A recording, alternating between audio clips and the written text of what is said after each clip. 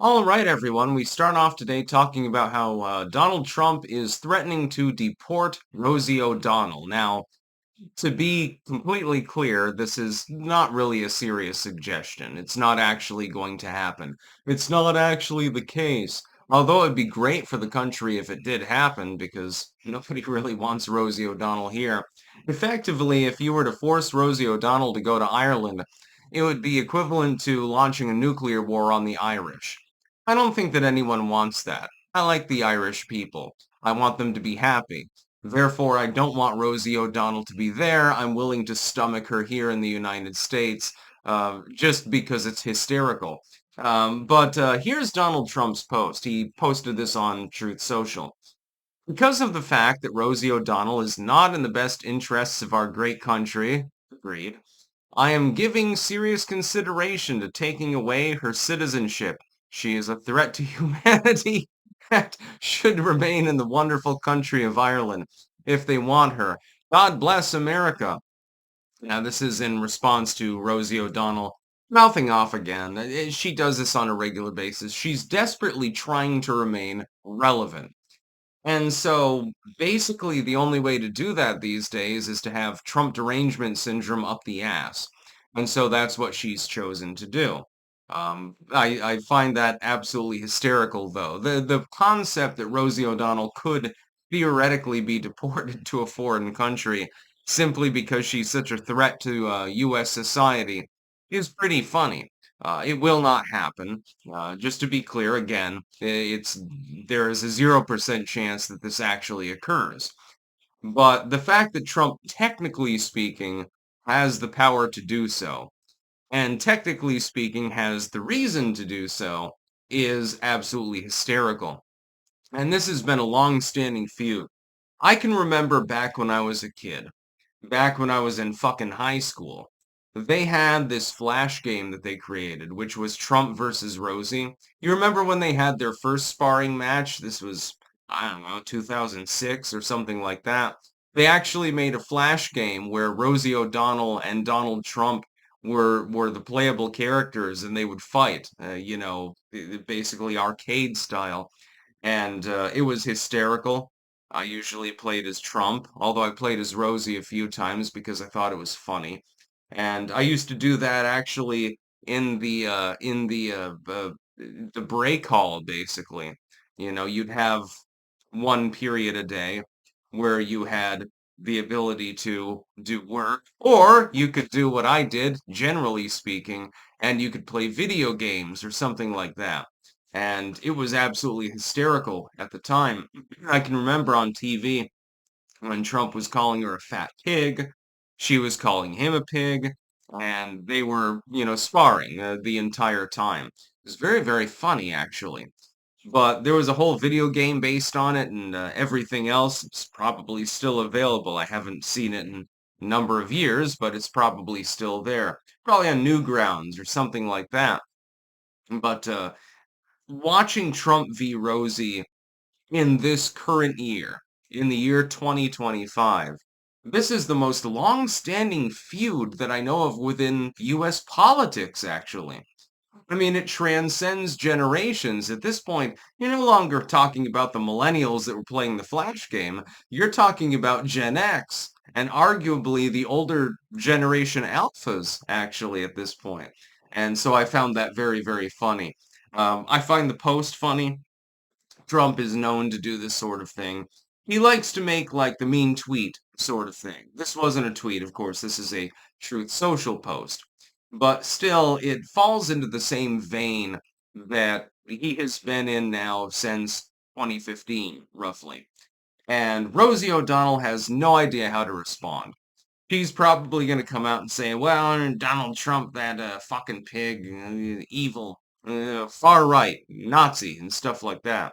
She doesn't really understand. I don't think she fully comprehends, actually, how exactly this works.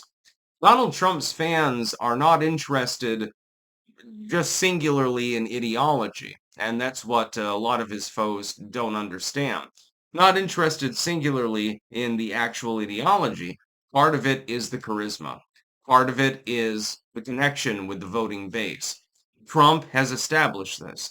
Other people have failed to establish this.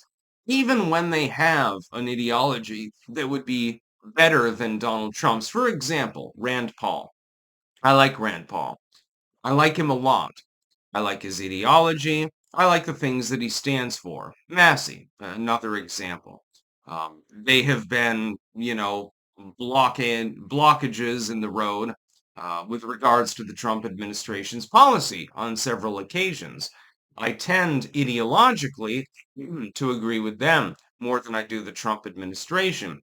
That being said, they're not capable of capitalizing upon the kind of thing that Donald Trump is doing with regards to, again, like the mean tweets and things like that.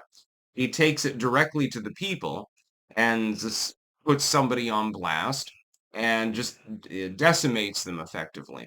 Rosie O'Donnell is not capable of formulating any strategy to actually defend against the kind of ideological attacks that Donald Trump is launching on her. And I find this absolutely hilarious.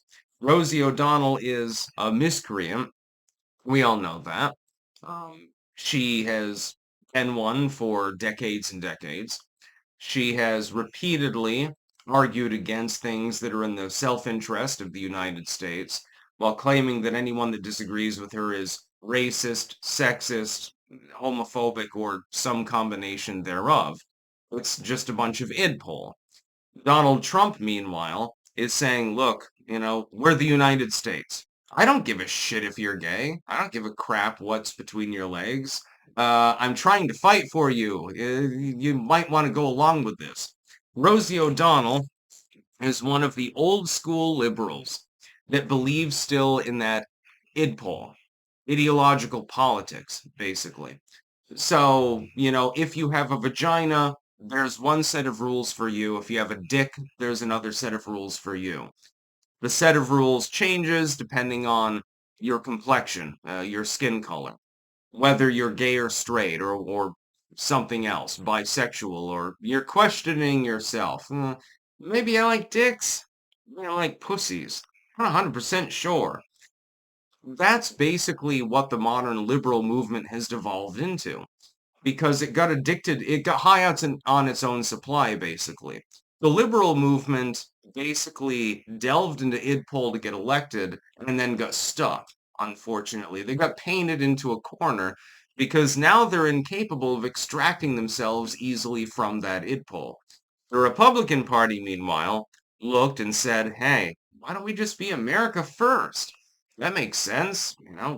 All of these people are American first anyway. Doesn't matter what genitals they have or what skin color they have. As long as they're legally in the country, we're on their side. Now, we'll go with that. That makes a lot of sense. And it worked. And the liberals are absolutely, they have a total conundrum with regards to this. Rosie O'Donnell being one of these individuals. She viscerally hates Donald Trump, but there's nothing she can do about it. That's the whole problem for her. All she can do is say, "My titties, my vagina." Hey, I think she's a lesbian actually too, so I mean, she can claim that as well. That's the only thing that she can do, politically speaking.